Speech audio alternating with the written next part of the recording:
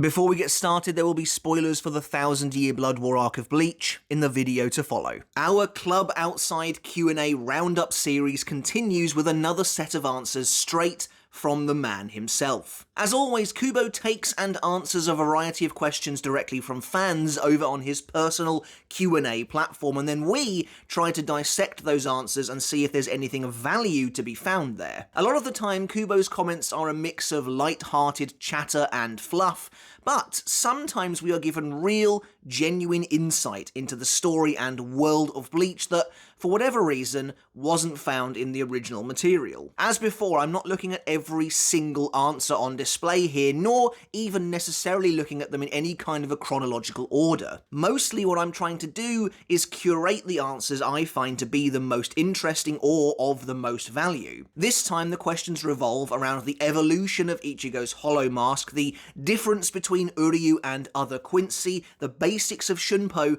and more. We'll kick things off by discussing Ichigo's ever-changing hollow mask and the impact his battle against Ulquiorra had on his growth. As always, accurate translations for these questions and answers were provided by mShadows and Rarix211 over on fanverse.org, and it is greatly appreciated. So, without further ado, let's take a look. Early on in the Rankar arc, after subjugating White in his inner world, Ichigo had finally wrestled back some control over his own soul. That tumultuous, destructive back and forth between himself and what he believed to be the sinister embodiment of his own hollow powers was finally over, and Ichigo was free then to use hollowification without the fear of losing himself to an all-consuming monster in the process. But White left him with a pertinent warning. If Ichigo truly wanted to control his powers, then he needed to survive until they met again. White's threat would turn out to be prophetic. Ichigo was killed by Ulquiorra in the late stages of the arc, and a monstrous, instinctive force of nature took over Ichigo's body, with devastating consequences. And so, in the wake of his battle with the fourth Espada, Ichigo found himself facing an interesting development. Despite having come so far, he was once again terrified of his hollow powers, leaving him unable to properly hollowify. We see this in full force in his battle with Yami. He has a brand new hollow mask with a simple design of two thick stripes running down either side. Despite successfully wounding Yami, Ichigo can't help but think something is off with his powers. The sensation of hollowification felt different, as though it was heavier, weightier than before. Even Rukia notes from afar that despite his hollow mask always gradually evolving, this time it was totally, starkly different. It's clear the incident with what fans have dubbed Ichigo's full hollow or Vasto Lord form has had a lasting impact on his hollowification. One fan took to Klub Outside to ask Kubo about it further with a question that reads, and I am paraphrasing a bit here, after his battle with Ulquiorra, Ichigo became afraid of his hollow powers and couldn't properly hollowify anymore. Supposing that Ichigo could properly hollowify, would he now be able to wear the mask with horns that covers his entire face? This is a very interesting question as it poses some real consequences for what happened to Ichigo during his fight with Ulquiorra. Because yes, while Ichigo does in fact die, that was never going to stick. But to see his actual development not only falter but grind to a halt out of sheer terror of what he could become is a fascinating route for Kubo to take the character. And Kubo's answer is as follows. If Ichigo could properly hollowify in that moment, then he would indeed assume that form. And so, there you have it, the final hollow mask we see Ichigo wearing, the one he dons to battle Aizen in the fake Karakura town, is incomplete. And this really does make so much sense, I think. In fact, it feels like Kubo was showing and telling us this all along, with the appearance that White takes on during Deicide. During the endgame of the Rankar arc, Tensei Zangetsu forces Ichigo to reckon with the fact that his growth has completely stalled, as reflected in the fact that his inner world now merely depicts Karakura Town, rather than the towering skyscrapers of hope that used to be there. Ichigo has become stunted, unambitious, and afraid. Tensor draws out the cause of Ichigo's fear, literally ripping White from his chest. And when White is revealed, he is sporting a totally new look, the likes of which we have never seen Ichigo bear. Ichigo's Bankai Shihakusho is still there, yes, but now it's accompanied by an inverted black version of the horned helmet that Ichigo was wearing when he killed Ulquiorra. Not only does White look really cool here, but he's a vision of what Ichigo can and should have been. Don't forget that White grows alongside Ichigo, of course. He learned Bankai at the same time Ichigo did, as they are one and the same reflections of each other. So it makes sense that White's hollow mask evolves along with Ichigo's, except here, White is wearing the mask that Ichigo should have by now. However, Ichigo's innate, very human fear is holding him back, leaving him with an impotent, hornless version instead, and putting White a step ahead. They're now out of sync. I wonder, since White's hair is extremely long here, would Ichigo's grow to that length when he hollow-fied too, were he able to hollow-fi properly? More importantly than this, however, is that this represents a massive nerf to Ichigo, one that went totally unnoticed until now. Now that we know for sure that Ichigo wasn't able to properly hollow-fi and that he seemingly lost out on a true version of his final hollow mask, who knows how strong he might have been when wearing it? Would he have been as powerful as the form that demolished Ulquiorra, only with his sanity intact? Interestingly, I'm not sure powerful is necessarily the right word there.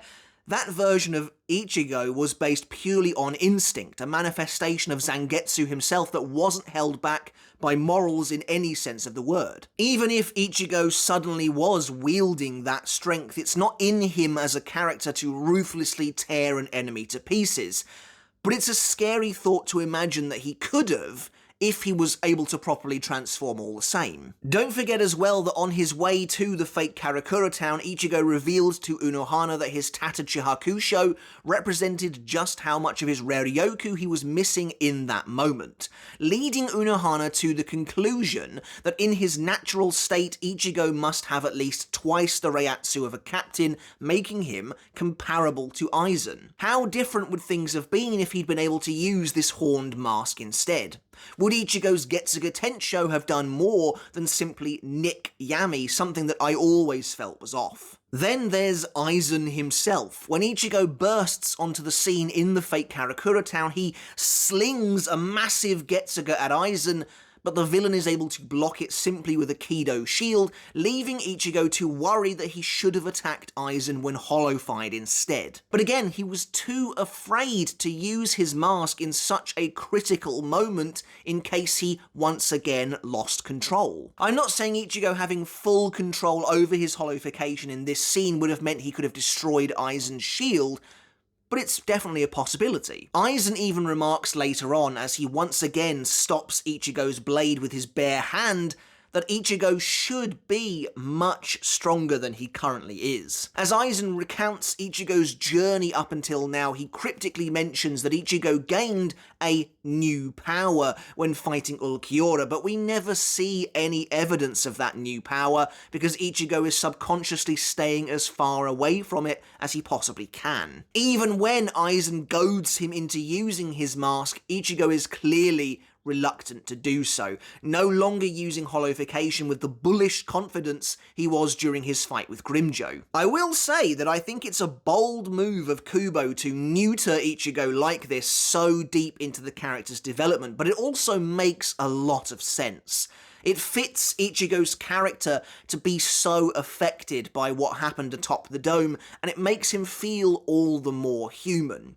The antithesis to the hollow powers that were driving him deeper and deeper into a darker place as the arc went on. I've said it before, But Ichigo's arc in the Arrancar arc is one of descending into Hollowdom, a human becoming more and more like a beast. Ichigo starts out terrified of this sinister power, but overcomes it and begins to use it more freely until by the time he battles Grimmjow, Harabel notes it's as though two Espada are fighting, while Orihime remains on the sidelines as a beacon, the last bastion of Ichigo's remaining humanity. However, the resolution of the battle with Ulquiorra is where it all goes too far.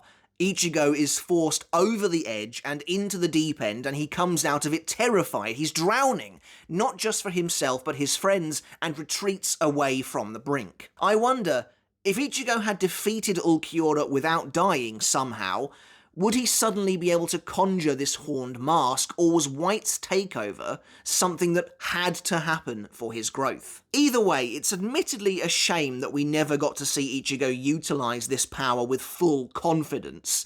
That being said, it ultimately doesn't matter in the end as he surpassed it with his Dangai transformation, but still, it would have been cool. Now, up next we're going to shift gears a little bit and not actually look at a question from Klub Outside, but instead analyse more information coming out of Bleach X, this time courtesy of Schneisel over on Reddit. We've done this before in the past, and it just makes sense to me to add snippets of extraneous but very insightful information into these videos, especially when I've already made a video on this topic, as I don't want to flood your sub boxes with uploads, and they feel at home here among the lore drops and the revelations. Relatively recently, we looked at a bunch of information coming out of Bleach X, including some very interesting pieces about Shutara Senjumaru and her Zanpakuto, Shigarami. In that video, I asked a lot of questions about Senjumaru's capability and her power to create entirely duplicated living versions of not just herself, but the entire royal palace. And, well, as if to answer me,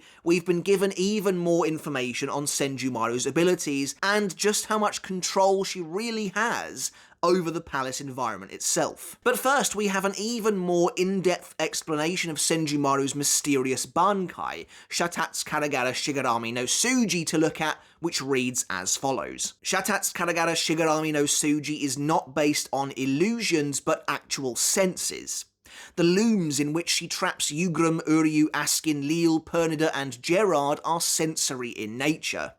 In other words, Yugrum actually burns, Askin literally gets stamped, Gerard really freezes. Her fabrics can be designed in any way she desires, meaning there are infinite possibilities within her tailored fabrics. We used to believe it was fate manipulation, but no, she does indeed manipulate the garbs, but the methods she uses to trap them are, in canon, random.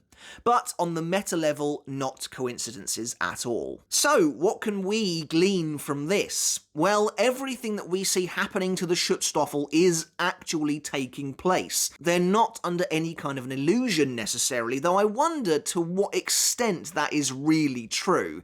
What I mean is, yes, Hashwolf is actually burning. That is really happening to him, but I wonder if what he's seeing is truly happening, or if it's a little like Rose's Bankai, in that because Hashwolf thinks he's burning, he actually is. Or does Senjumaru actually conjure the flames, or the ice in Gerard's situation, or the crushing spikes for Askin's fate? There are some that are a little weirder though, in my opinion. For example, when it comes to Leal's hank that Senjumaru unravels, does it create an actual mirrored room around him? If so, then Senjumaru's fabrics can materialise a way to reflect Leal's shots, which again I guess isn't too surprising, as it seems like she does have complete infinite control over what goes on within them. And so, as I mentioned in my last video on the subject, it does seem as though Senjumaru's Bankai doesn't have any control over destiny whatsoever, but that seems so odd to me. I get that what we see in the anime is probably just meant to be a fun reference for those who have read the source material, but it's almost too on the nose, especially when you consider the concept of the red thread of fate being such a perfect power for Senjumaru, who controls reishi threads. It makes too much sense for her to have that power, but it seems like in-universe, the way she defeated the Schutzstaffel, is simply random. And so my other question is, are the Schutzstaffel each killed by Senjumaru here, or are they simply imprisoned in their individual cloths in the end? I'm assuming they die, and their image imprinted, appearing on the fabric, symbolizes the end of their path, but I'm not sure. Either way, now that we are clearly out of the realm of illusion for her Bankai and dealing in reality, it definitely seems to be considerably stronger than virtually every other Bankai in Bleach, which I guess makes sense for a member of the Zero Division, and puts it way above the likes of Kyokusui for example, that does deal firmly in fakes, in illusions, as opposed to Senjumaru's Bankai. Moving on though, there's a second piece of totally new information on Senjumaru that's even more fascinating, and it reads as follows. The path of Irazusandō was created by Senjumaru, meaning Ichigo was inside one of her cloths when Ichibe's palace suddenly disintegrated. If you remember, Ichibe's temple began to split open like fabric. Senjumaru Shikai Shigarami has complete control over all reishi in the royal palace. The rising Shinto gate when Ichigo was crossing the path of Irazusandō is very similar to the gate that rose when Senjumaru performed her Bankai. Going back to our last video on Senjumaru again, I questioned how she was able to have such a hold over the royal palace to the point where she was able to create an entire duplicate and seemingly hang those drapes wherever she wanted without limit. And now we have the answer. Her Shikai Shigarami has total control over all the reishi in the palace. Remember, Shigarami's ability is to conjure infinite reishi threads, which Senjumaru can then use to do, well, basically anything, it seems. Presumably she used those threads to stitch together the fake version of the palace as well as the false version of herself that killed Nyanzol, which is also insane to think about because the false Senjumaru defeats Nyanzol with Shigarami, so Senjumaru duplicated her own Shikai and its abilities. Honestly, a part of me thinks it seems a little risky giving Senjumaru that much control. I know it's essentially an impossibility, but if she were to betray the Zero Division for whatever reason, she would have complete and total access to the palace. Its very form is in her hands. But even more interesting is the revelation that Senjumaru created the path of Irazusandō. Specifically, this very path that Ichigo himself is walking on in the anime. So it's not that she created Irazusandō, the test itself, but merely the beautiful, glittering green stone walkway that Ichigo finds himself on. Firstly, this seemingly confirms my belief that Ichibe was lying to Ichigo all along when he said that one cannot walk Irazusandō without the permission of the Soul King. Clearly, the Soul King himself has very little to actually do with it, and it's a way for Ichibe, and maybe now the Zero Division as a whole, to test Ichigo's capability for candidacy. Secondly, though, it's nice because at least for Ichigo, it means Senjumaru was more hands-on in his training than simply making him a new outfit. And it makes a lot more sense now why the Irazusandō led straight into her palace. It's likely that Renji and Rukia still went from Senjumaru to Ichibe like in the source material, so it's only for Ichigo that things are out of alignment. The only thing I'm unsure of is how Ichigo saw those visions of the Soul King. Was Senjumaru privy to them and somehow able to weave them into the pathway? Or is the path she created merely set dressing, and Ichibe handles everything else? For the third topic today, we're heading back into Klub Outside to discuss something that rarely comes up, despite being a huge part of Shinigami lore. And that's Shunpo. And I guess Shunpo is never really brought up because up until now, we thought we knew everything we needed to know about this technique, or everything there was to know. Shunpo allows a Shinigami to move at extreme speeds, to the point where it looks like teleportation, but it isn't. The Shinigami is just moving at an ultra-fast speed, too fast for the eye to truly see. But Kubo was recently asked a question about Korinji Tenjiro and his brief encounter with Soifon back in chapter 517, when he instantly appeared behind her and pinned her arm to her back in order to restrain her. The question reads, Did Korinji use some kind of special technique when he blitzed Soifon? Because her speed should be top of the class among the Gotei 13, yet she couldn't read his movements at all. Now, to be totally honest, I was perfectly content with just believing Tenjiro really was that much quicker than Soifon, and that there wasn't anything more to it than that. After all, he is a member of the Zero Division, and what better way to make an impact in his introductory chapter than outspeeding the resident speedster? However, Kubo did have an answer, and it revealed some previously unknown information about Shunpo itself and the details surrounding how it actually works. Kubo's answer was as follows. Shunpo consists of 3 steps: Joritsu, Bakyaku, and Shunpo. Korinji is extremely skilled at the 2nd step, so he can move with unbelievable speeds. And well, there you have it. Those are exactly the kind of extraneous lore drops that I come to the Klub Outside Q&A for. This is the kind of thing that I could see being explained in the source material at some point, maybe by someone like Yoruichi or Byakuya, but maybe no ideal opportunity ever presented itself.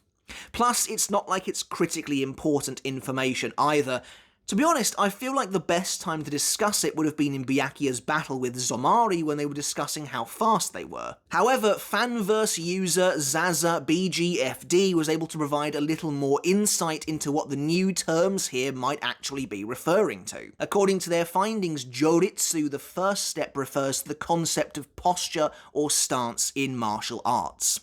It involves how a practitioner positions their body and maintains balance, which is crucial for effective technique execution. Meanwhile, Bakyaku relates to the concept of withdrawing or pulling back the leg in martial arts.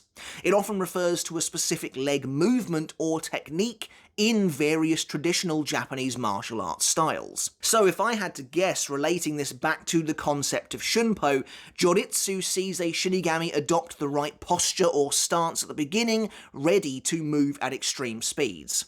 They position themselves in such a way as to be able to move as fast as possible while maintaining balance, enabling them to pull off the technique flawlessly. The 2nd step then, which Tenjiro is supposedly a true master of, is the actual leg work involved in Shunpo, enabling him to move faster than even Soifon can comprehend. And I suppose the final step, Shunpo itself, is just the actual act of moving after the first 2 steps have been completed. It's crazy to me to think how fast even the most novice of officers are able to string all of this together in order to complete a simple Shunpo, and I wonder if similar abilities like Sonido and Hirenkyaku have the same preparation requirements. So yeah, this is one of those topics that's really cool to know. Even if it's not earth-shattering, it still deepens the lore. Finally, we'll be looking at Uryu Ishida. I know we normally try and end these videos with a more light-hearted segment, but I imagine this will be quite brief. Kubo was asked the following question regarding Uryu. In volume 62, Urahara said that Quincy's are a race that have no antibodies against hollows, yet Uryu Ishida was on the receiving end of Xyloporos for Nicholas's power, and also had his arm ripped off by Ulquiorra.